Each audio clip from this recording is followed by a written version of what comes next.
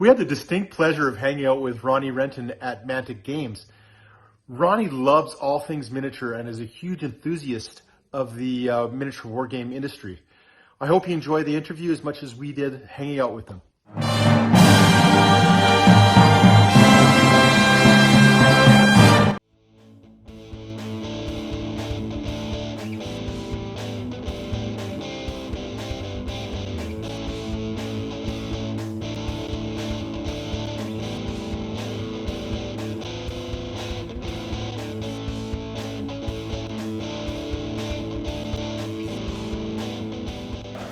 So we're here with Ronnie Renton from Mantic Games. Ronnie, how are you doing today? This is your first open day? Just the first one. Yeah, it went really well. No, it's great. Lots of smiley faces, everybody's happy. Nice energy. Yeah, there's always good energy here. We have, we just invite people down, they come hang around, we show off whatever's new. And it's quite spontaneous. We don't, they're not meticulously planned. Right. There's always good fun. We're getting better at making sure the activity's going on. Lots of demo games. Crazy bits and bobs, but the whole setup is now evolving into a kind of tour.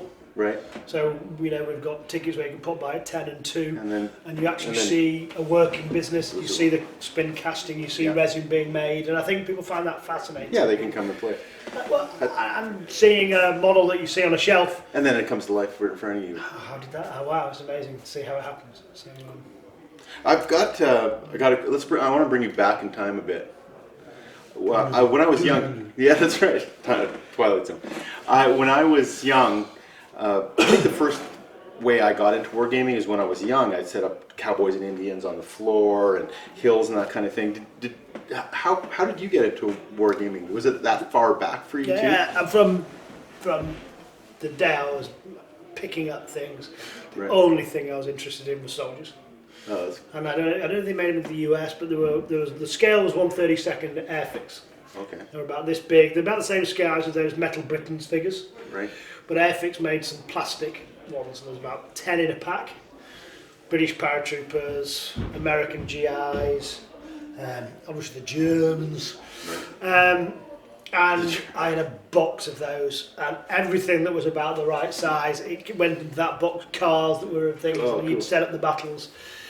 And we moved when I was 8, and for sure I used to get in trouble because I'd get put to bed, lights out, and then I'd sneak out of bed, get this box out, and start setting a battle up. And then eventually someone would come and say, "What are you doing?" "Oh, there's the Germans over there. Exactly.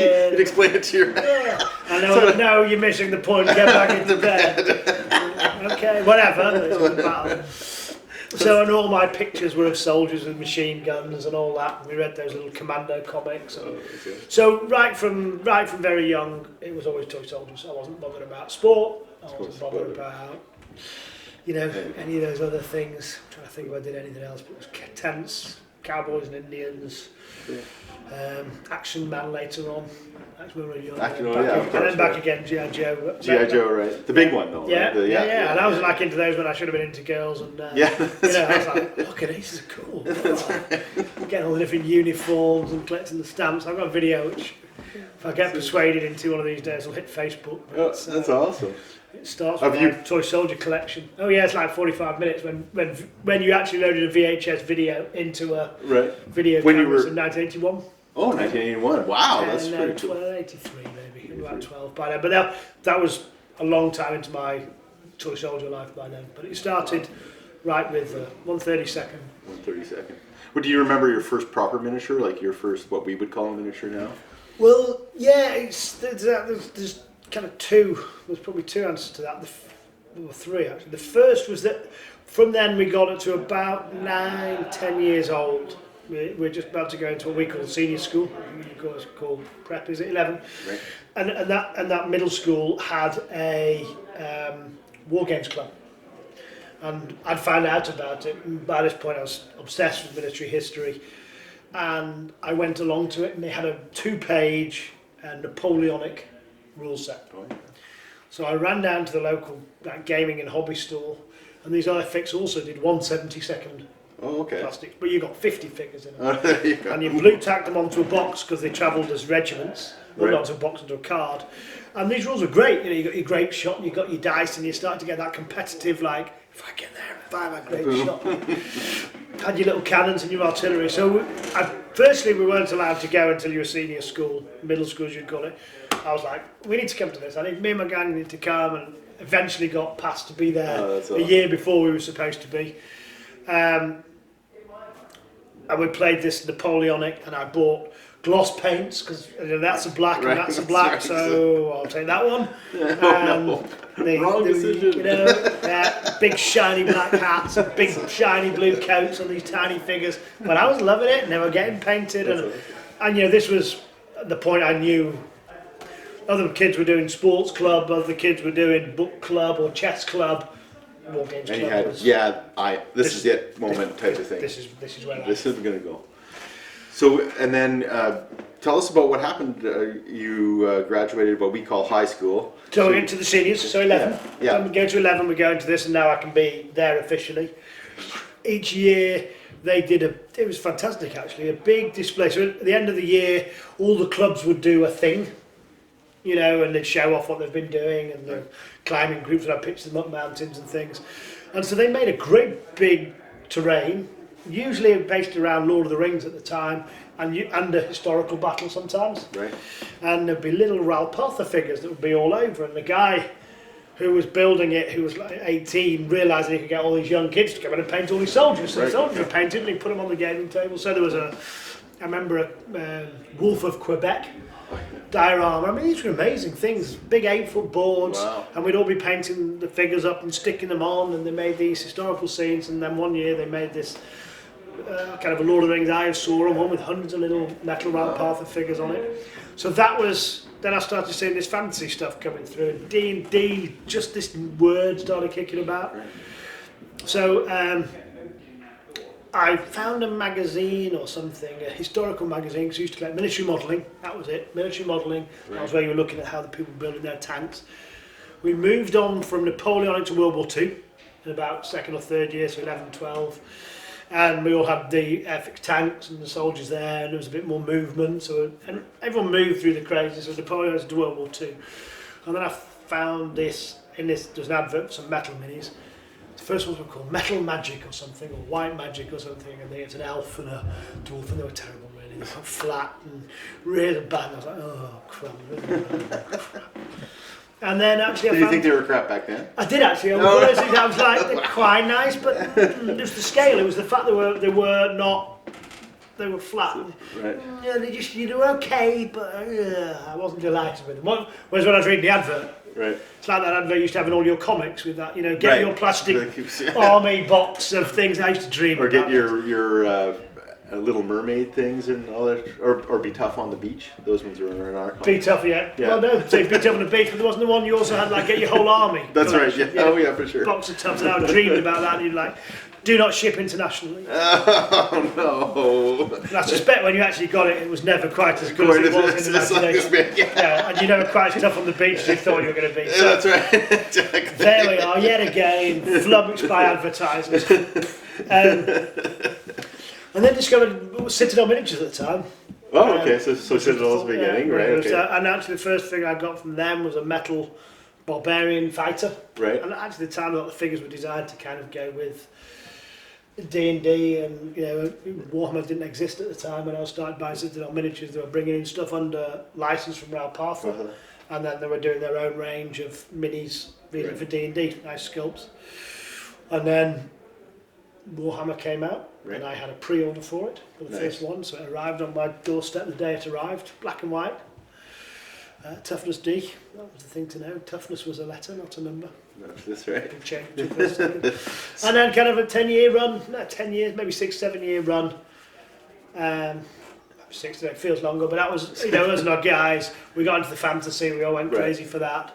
And then I actually started buying it from GW and selling it in the playground because it was so hard for people to get. You were like a miniatures dealer? Were you like a hoodie and stuff? I got a Big Mac. Hey, you want to buy yourself some blisters, son? I got pennies on this side, I've got goodies, I've got dwarves, elves, everything you need. Everything you need. Undead, sorted. Skeletons, spikes, roll up, whatever you need. So nice. Okay, then what was your first job? Like, how did you move into the actual industry? Oh, well then, so because Or I've been actually, doing... before we do that, sorry to Okay. interrupt. Sorry. Did you have a job prior to that? Like, how did you get Well- to the industry? Well, I mean, I was selling this. So I think the way I ended up selling this stuff was I used to work on a Saturday washing my dad's cars. My dad was a car dealer, so I used to have to go and scrub all the cars, which means I always had money to buy toy soldiers. Right. As I got out of toy soldiers, you then normally evolve into, all the good things in life like drink and other distractions. But actually, I got into Playmobil and Lego because every time I went on holiday, you'd be in Europe and they had that in Europe, they didn't have them in England. You'd be like, oh, so actually that's when I did Cowboys and Indians. I was 16. I'd saved up like $50, 40 quid worth of money. And I'm like, I can go out and I can look at that Playmobil. Oh, that's right. There's cowboys, there's Indians, there's the sheriff's thing. Our girls can wait. And so we spent ages building the game. So yeah, I was kind of sad.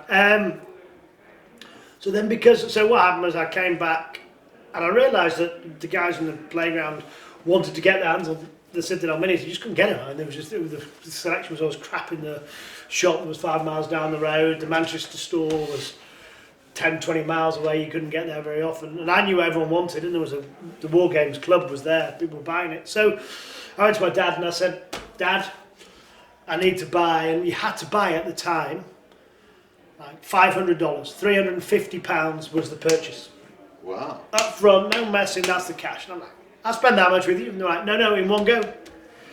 So I went to my dad and I said, okay, Dad, I need to borrow £350. This is back in 1983. Wow. 4, something like that.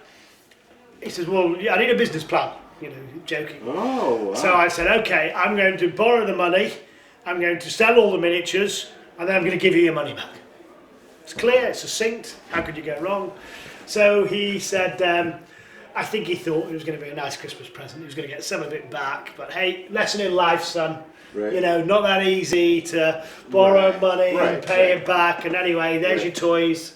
Lesson in life, chalk it up. So I borrowed the money on the Thursday. Went on his credit card.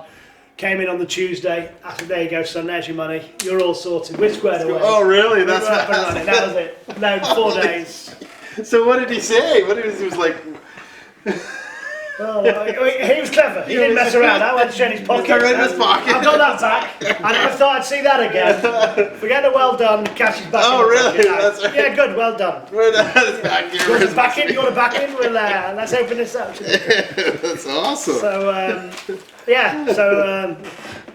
didn't get the, you keep that. Don't worry about it. No, that's gone. So I got to then know the guys up at GW because I was doing this trading with them. Right.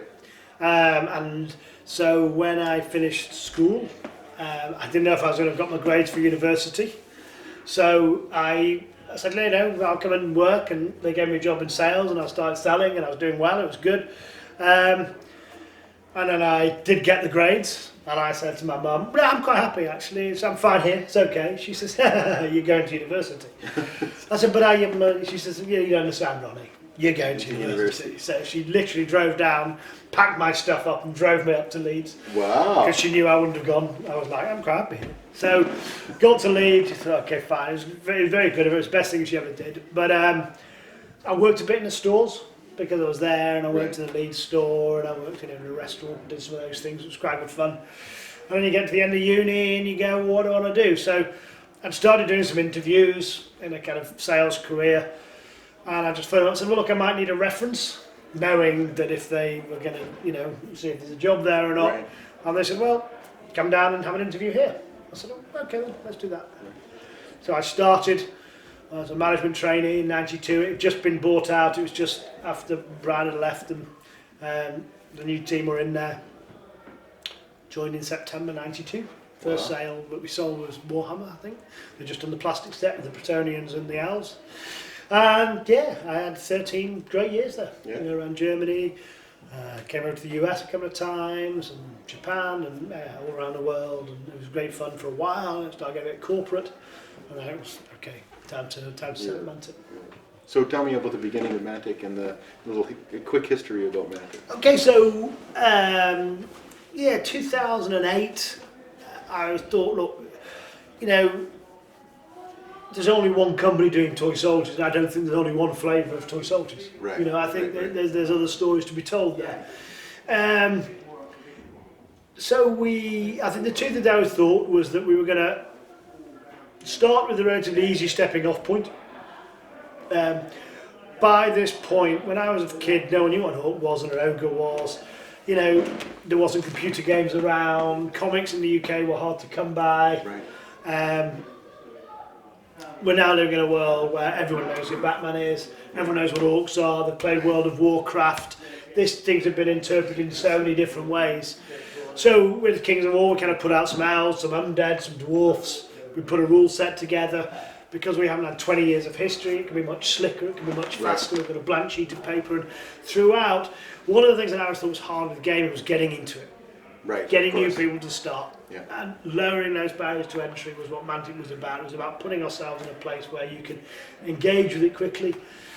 And then because licenses aren't going to work for Games Workshop, you know, they've got all these stores, they need consistency. Right. And we've had this Lord of the Rings up and then crash. I said, well, actually, the lesson for me isn't it doesn't work. It just doesn't work if you've got a really fixed base of overheads and manufacturing plants and stores. But if you're a small, nimble company, actually, spikes and troughs is fine. You can have good years and then you can have flat years. As long as your team is not too big, then you could engage with licenses. And at the time, no one was really doing miniature licenses. Right. You know, there was nobody doing it. I knew GW wasn't interested in doing it. Right. So we started with things we knew, because I knew there was people disenfranchised with the pricing and the complexity of rules and some of those other things. So there was an obvious place that I understood and we could get started with. And we can work out how long it takes to get things tooled, what's it costing to get it made, so that when we do licenses, we're in a good space. So that we're not totally dependent on them. I think that's dangerous, because you'll go, you know, boom, but bust. You know, what you need is your core following, but then to attract and to grow, you can engage with some of those things. And then kind of Kickstarter came along and changed all that. It made it very easy to say yes to things, which was great, because you were suddenly getting to fund Mars Attacks. Right, exactly. And it was a great license for us, we had a lot of fun with it. But at the same time, now a lot of other people are starting to come in and there's access to capital that there wasn't until that point. Right, now it's gone crazy. Yeah, it has gone crazy. So you almost can't release too many Kickstarters because it's going to back everything up. Yeah. And out there, everybody's chasing licenses. Every card game is a licensed DC version of it. And while the board games were there, the miniature games weren't. And I think there still isn't very many pure miniature companies. Deep down, our genetics is miniatures. Yeah. We make board games, but those board games, central to it are the miniatures. They interact with terrain that's 3D, and all of it is introducing you to the idea of moving figures around a tabletop, as opposed to, I think, a lot of board games with miniatures where they're a board game and the miniatures are not an afterthought, but they're not the central piece of it. Right. They're still markers or playing pieces. They're fancy markers. They're very pretty markers. Yeah, they're beautiful, but they're still beautiful. Yeah. So we're at none of this. No, I was going to ask you about success, because you clearly have been successful, lots of growth in Mantic games and lots of Kickstarters, lots of IPs. For me, on a tour, I have, when I see people smiling and rolling or enjoying a Star Trek thing or really enjoying what they're doing right there, that's for me is a success. Yeah. So I was wondering if you can define success for you. Well, one of the things I think a successful moment is when you get down to the gaming table, and there's one next door. I think you may have got a video of it, and you just look across, and everything is seamless. The minis are painted up, and the terrain's working with it. And for me, being able to look at that actually is as even good as the play of it, because I almost am transported into. I can almost hear the drums. And the sound of the battle clicking along. And to me, this is like the moment just before the movie is starting, or and the imagination runs and then you play the game. But that for me is a really joyous moment. I'm going to just ask you a bit about Kings of War. You've made the rules and the bases so you can have a minimum count on the bases and create dioramas on the bases. And I think that for me as an old-time wargamer, that's really exciting and interesting. Can you tell me why you did that particular thing? It was actually it's an evolution. One of the things that we did when we made the game was that both to keep it I mean, my background is military history, so that's my degree. So your degree was military history, so it'd be another flow into this. International history and politics. And, cool. You know, so, and interestingly, when wars were fought, invariably, both at the battle level and at the war level, it was the other person's either inability to continue fighting, or very often spirit to continue fighting that was broken. Right. It wasn't killing everybody that was on the battlefield. Right. It was who's going to sue for peace. That's right. Both on the battlefield, they're going to run away. Right. And that happened right up, even to this day. It's about breaking their line, getting behind them, splitting them. So when Alessio was writing the rules, he had these, the blocks of troops that were going to fight. Firstly, the unit didn't get weaker. Right. If it's there, it's fighting.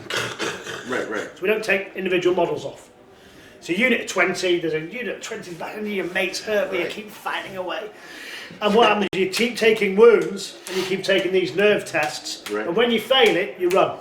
Right. So the whole... Until you're fighting, you're still a block of troops, you're still getting your shots. Cool. Okay. What that means is, what traditionally happens is, as you remove models, your attacks get weaker. Right. Whereas our attacks are the same in the first turn, but every turn they're there. Right. But when someone's taken a lot of damage, and you hit them again for a lot of damage, they're very likely to break. Right. So, keeping that unit on gives you a big advantage in turn 4 that it didn't in your turn 1. So if it stays from turn 3 to 4. And because people are still hitting each other as hard as they were in the first turn, by turn 4, 5 and 6, things are down. Because the hits aren't getting weaker. So there were blocks of troops, and you kept them as troops, so we just didn't take them off. But there was no thought at that time of these being dioramas. They were all 20mm based, and when I first started doing them, you just had them on a movement tray, which was easy for movement. Right. The second thing was, I said, well, look, when you get hit in the flank, double the attacks. When you get hit in the rear, triple the attacks. Nice. And actually, he looked at me, it's crazy. I said, I know, I mean, it might be like 1.5 or 2 or whatever, but make it really savvy that when your line gets broke, how you're protecting yourself. And because that's what, that warfare was all about. Yeah, you're looking forward, right? And you've got to hook my regiments there, and I'm blocking it up.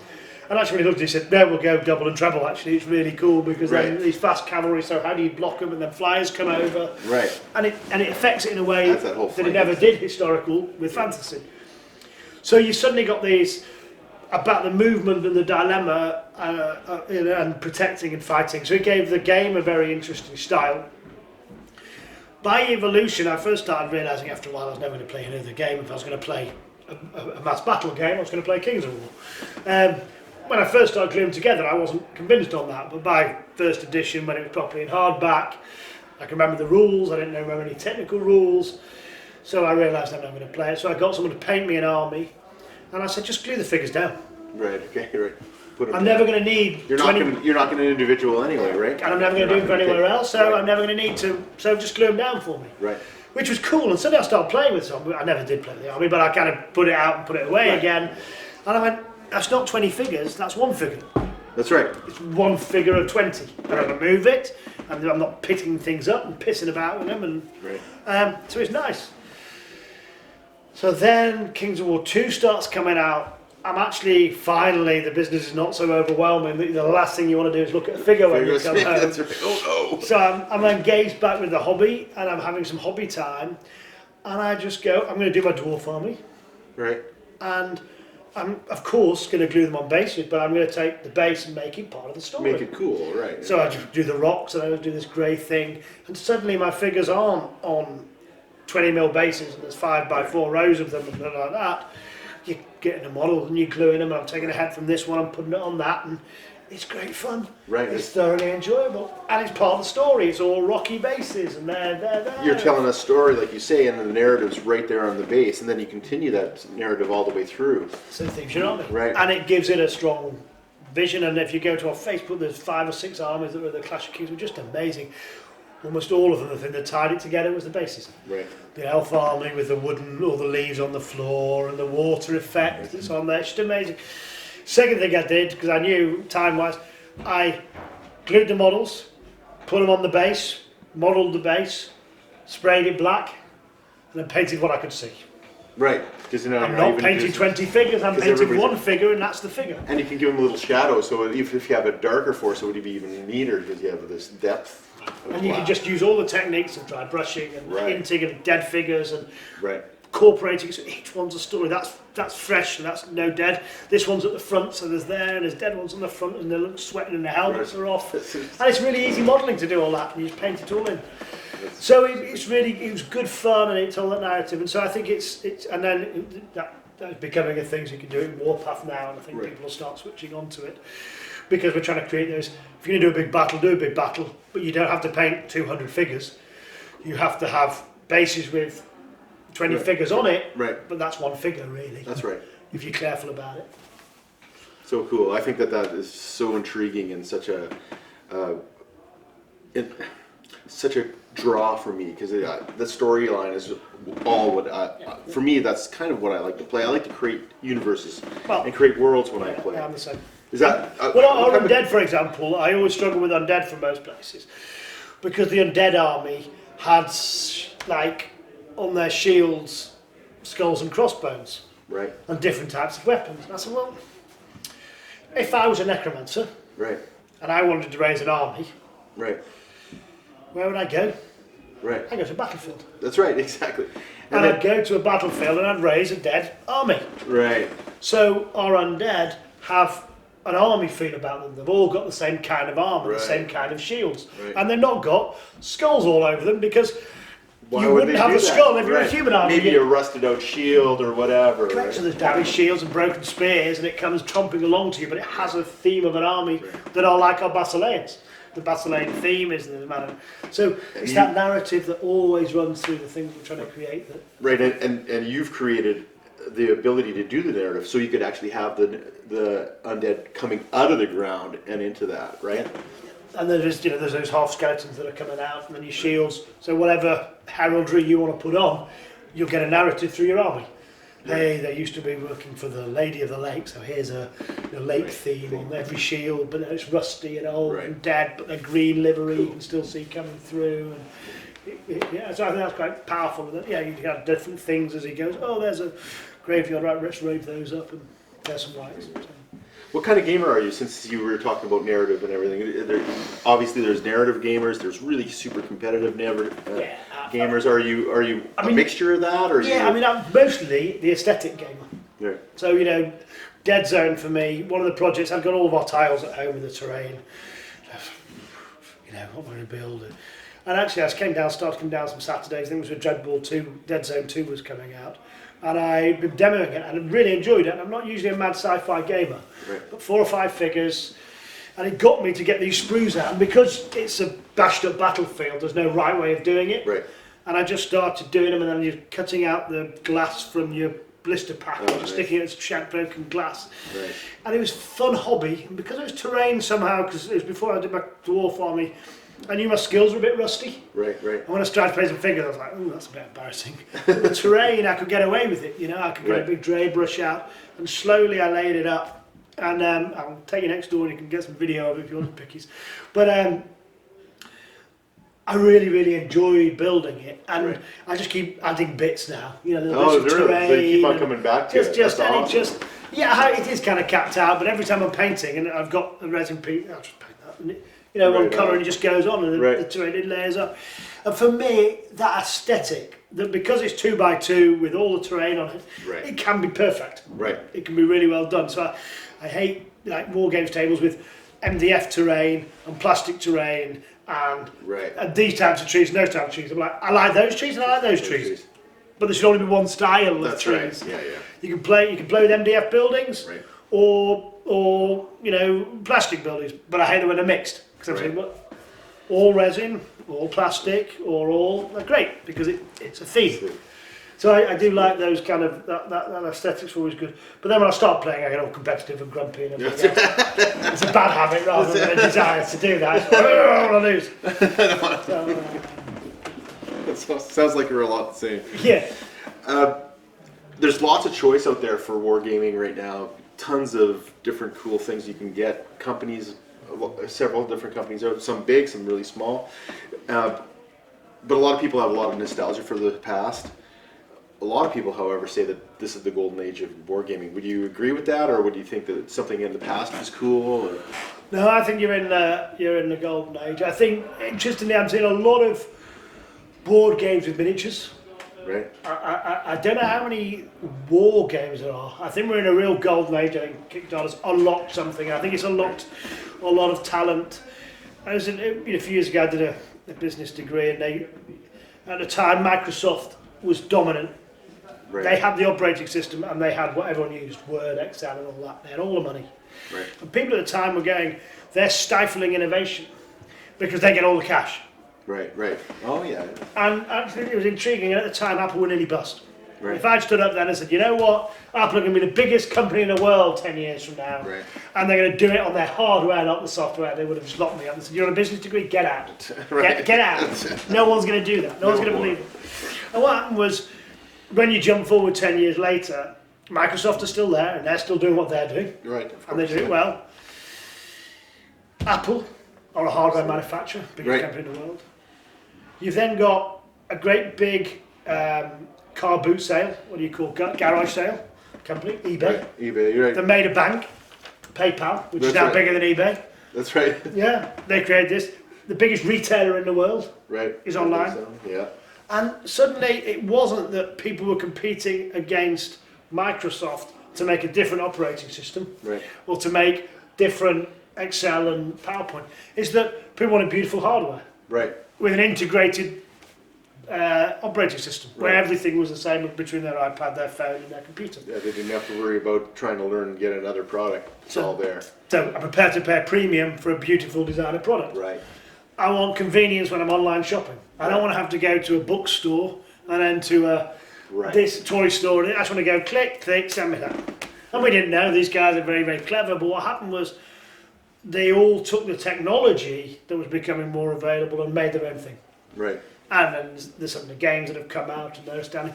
And what I hope is going to happen, and I hope Mantic is one of the winners of this, is that we'll become one of those other things. We're not what GW has, and we're not what those guys, we're not Apple, and we're our own thing. And we are creating things that people really enjoy playing with. They've got that smile on your face that they talk about. Yeah.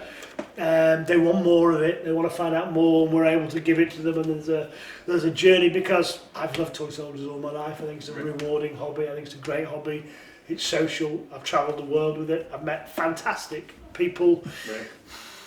What a better way to spend your life? Right. Making pleasure for people and Make meeting people people do it. Right. So, the hope is that Mantic can be one of those companies that sits in that space and has reinterpreted it through my experiences and from what I've seen to be it's competitive and narrative and fun and engaging, but in a different flavour than other people do. And there's enough people out there. Yeah. Right. And the market seems to be getting bigger. Like your Walking Dead game it has engaged a whole board gaming culture, or people that are like interested in just the Walking Dead see the TV and say a game and say, well, let's give that a go. Give it a go. And then that maybe will lead things back to this. It's about creating customers too at the same time. I think that's the key, and I think people are now. 10 years ago, I was at Gen Con. It was very different than it did this year.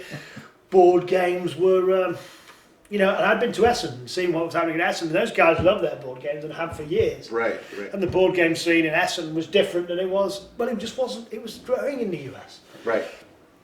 But it wasn't like it is. Whereas now it's rampant. Yeah, it's going crazy. Crazy. It's not like people are catching up for the fact they've never done it. Right. And I think the interesting thing is, the board games. There's board games. There's card games. There's war games, miniature games, and dice games. And I think you guys have done dice. I think you've done role play. Right. You've done card. You've just got board games. Right. In a big way. Right. I still don't think America has really engaged with miniatures yet. Yeah, it's coming. But I think it's coming. So the market. And I think things like The Walking Dead are, if they look at some of the Kings of War style game or the other big company, other own type of games, they look like, whoa, you're joking? Right, 300 figures? Come on, forget about it. That's right. But now- if I could have captured this on the guy, he said, oh, Walking Dead, what's that? I said, it's a miniatures game. Right. And I said this as we were just walking around the corner on the stand. Right. And his words were, no, okay, I don't play miniature games. But that's not a miniature game.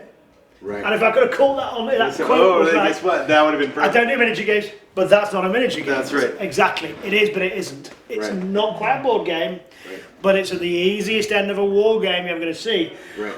He sat down, he played it, he walked away with a game, and he's like, I like this, because it's just taken my board game experience And just one level on.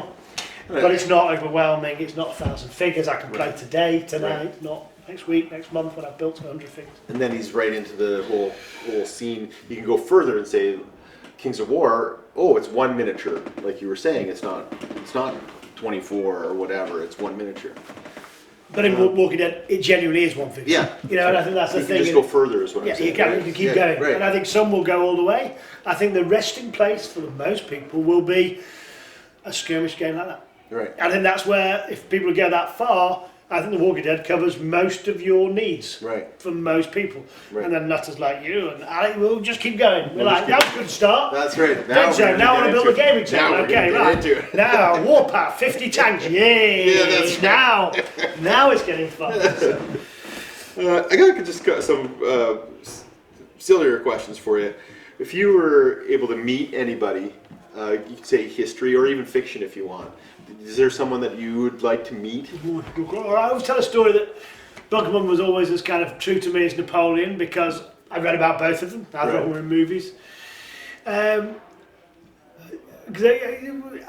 Lots. Lots, that's fine. I mean, my ideal thing, and Lots I is might cover fine. a lot of your questions, is Right. if I just had a time machine bubble, Right. it needs to be bulletproof. Right. It's all safe. Everything's okay. Because what I You're not gonna intend get to do- you're not going to get assassinated or anything. Yeah, no, they won't be turned assassinated. It's like invisible. I just want to go back and watch. Oh, that's cool. Okay. So I'd go back to like, June 15, 1815 and watch the Battle of Waterloo. Right. Just sit there, cup of tea. That's right. Can I watch? Can I see how it really happened? Because I think that would be like a movie. Like, see, now it's kind of horrific. It's people killing each other. And, Right. Okay, on that level it's dark, but it's like a movie. I just want to. It would be fascinating to see how it really happened, and the Right. colours. Yeah. And the magic of setup. thousands of horses. When everybody goes there, when the gathering of forces, wouldn't that be awesome? Gettysburg. Yeah, To Gettysburg. hover over that 3 days, Yeah, and these just guys like are running moving across across. this field, and Right. and I think the Napoleonic period, the American War, and then all the way back to the Roman times, Right. seeing a Roman legion actually marching towards you. Wow, this is like stuff you can't create. Now actually CGI is getting closer to it. I think it's making Right. it nearly believable. Right. Those scenes in Lord of the Rings when they're rowing, but if I could do that, I think that would be my. Do you ever feel, since we were talking about the kind of the horror war there, do you ever feel weird about producing miniature war games, or is there anything like even just a minor feel of that, or is there ever the For violence us, it's about it? slightly abstracted because Yeah. it's fantasy. So Right. we have abstracted it one level. Right. And it's also, having studied it, you kind of think, well, look, we know absolutely that war is terrible. Right. And we want to live in a place where none of us ever go back there. Right, of course. Although certain people at the moment should be hell bent on taking us back. That's not, right. not a good war for 70 years. Let's get it's you time back to over. and crap over each Let's other. make it a big Yeah, one. Okay? let's do it. Yeah, let's not mess around. So it's kind of, I hope it's so obviously abhorrent Right, of course. that we don't ever go back there, and therefore making and playing with toy soldiers is a release. It's Right. a kind of fun. And There's no correlation. yeah, I don't know. I think Yeah. there's an It's- abstraction it's- there for us. It's like a movie or anything else like that. It's a release. Well, there's people I've talked to people that have been to Afghanistan and have played tons of different war games right in Afghanistan. Yeah, So we see they're some of on ours the- being played, and I think it's Right. a release, and I think it's Yeah. the painting, the hobby, the style of it, Right. and I think it genuinely is it's a therapeutic, it's a good hobby, it's a very, very good hobby for kids to have, for adults to have. Yeah. I think it's a great way to meet people and converse, and it's And you can zen out when you're painting. You can talk to people. You can go to Podcasts, events, or you yeah. can just whatever. there's lots of different Yeah. houses and How about your favorite moment in gaming? Is there a time where you're like, yeah, that was the greatest game I played, or it came alive for me then, or anything There's like been that? a lot. I mean, there's probably been 10 that I can reel off. I can remember when I was talking about the Napoleonic battle at the beginning, Right. and basically the Waterloo set gave you the Waterloo buildings, which we popped all over the battlefield. You had your troops on these blocks, Right. and somehow my troops had got out in a desperate moment. They were all over, and on the rules there was cannons that could fire at distance, and they could fire grape shot. Great, yeah. And somehow his troops were. You were like, one of the things is you knew grape was an absolute killer. You never ever let them get the grape shot off. That's right. And then this guy was his other troops were coming through the building or something, and my cannon was at the end of it, and there was a big opening at the end of the building. Right. So I said to the teacher, you know, the kind of teacher who was the rules master, I said, is there any reason I can't grape through the building? Grape the open bar, and he went, no, I don't think there is actually. And so I was just about to lose, and all of a sudden my grape went off. That's awesome. Are we winning that one? You're all dead now. And it had that first moment where you just think, your cannon go, shit. That's a boom. Put the nails down, put the nails down into the fire. And it's in a closed space. And then it's like charging down, and then, oh no, they've got a cannon there. Boom. That's Everybody's dead. That's right. Yeah, that's how it works. In the Falcon battle, you spin the wheel around, you shit load that down. You got 5 seconds to get the shot off, and bang. Right on. So I think there's loads of those kind of moments. A friend came over and I picked up some World War II medals like I painted at Bring and Buy, and I'd got a manor house. Right. And we just had some dice and we went pick a couple of specialists, and it was we kind of played the Dirty Dozen. Oh, that's cool. Yeah, Okay, cool. You got some powers, you got to get in there, you can move 6 inches. We made it up, what felt right. You made it up? Okay, good. Just like, okay, so That's we'll right. take par as 4s, 5 if it's hard, 3 if it's easy. Right. Yeah. Just the rules are going to be like this. Let's just do it. Yeah, I did that. We went across to a boot camp a couple of months when Working Dead was just about to come out with Beats of War. Right. Landed in, and invited a load of people, and we played it a lot, but we actually played it a lot at the size it was, and the demo games, and all the narrative scenarios. They set these big, huge gaming tables up. Right. Okay, I hope it's good. Is it going to be good? I played a 20 by 40 man, I played on a 4 by 4 table. Right. And so I just thought about it, well actually the key is, we have the point system, you just got to put more zombies down. The key is that they make it claustrophobic, they stop you doing exactly what you want to do. Oh, okay. So just scatter them out. And actually what I did for the first day, because I never played, was I cordoned off an area in the gaming table, it was about 20 by 20. Right. And I said, just interact. And then slowly we just spread these bits out. Wow. And just started moving the barriers back and then setting them up. And it was a lovely moment because the mechanics of the game enabled storytelling. Right, it sure does. That game is amazing. It didn't inhibit, it didn't feel unbalanced. And then you just had those moments where you tried, I think, I'll just try a game, and I tooled Rick up. Right. Gave him a load of kit. Thought, well, he's going to be a tough guy. He's my distraction. I'll leave him a rifle. He's going to stand on the other side. He shoots. They'll run over there. Right. Rick can come up and get in the face. Nice. By this point, Rick with a hatchet goes up to the first zombie, and you've seen it in the TV show. Rick walks up, poof, in the comic. By this point, when he's this tough, he kills him. He kills that one, then he kills that one, and then I can kill those guys that are threatening me and the boy. Walks up to the first Walker, takes his hatchet out. Oof. 3 blanks, Walker turns round, rolls a 2 with a critical, Rick's dead. Nice. He's not actually dead, but he's going to be dead in 3 turns. He's just been bitten. Oh no. Okay, plan B then. So he says so I think, well, actually what would Rick do? I know I'm going to die, so I'm going to go and kill all of those and they can all escape. So you lot save yourselves. Yeah, that's And awesome. the game totally changed. Oh, awesome. From a careful Rick being using cover to just running in, shooting people in the face, macheteing things, going full ninja. It was great. As it should in a zombie movie, right? It just changed, and it was just and I think anything that creates that it creates memorable moments, cinematic moments. Oh, that's great. That's where I am too. This whole beauty of wargaming systems and our miniatures and creating a diorama the whole bit, for sure. These are journeys now. I think that creates fun and Yeah. having fun. Some people love the competitive, and I think we try and make games that are suitable for that. Right. But for me, I enjoy having a drink and hanging around and talking and those moments where exactly what you think is not going to happen. The dice throw you a curveball, and it creates a moment of cinema. Well, thank you so much. My pleasure. Really Thank you appreciate very it. much. Thanks, It was Teras. Thanks for awesome. coming and visiting us. Yeah. Bye, everybody. See ya. Thank you for your time, Ronnie. I hope you guys all enjoyed the interview. If you did, please subscribe, share, comment, ring that bell to make sure you get notifications, and fill up your life.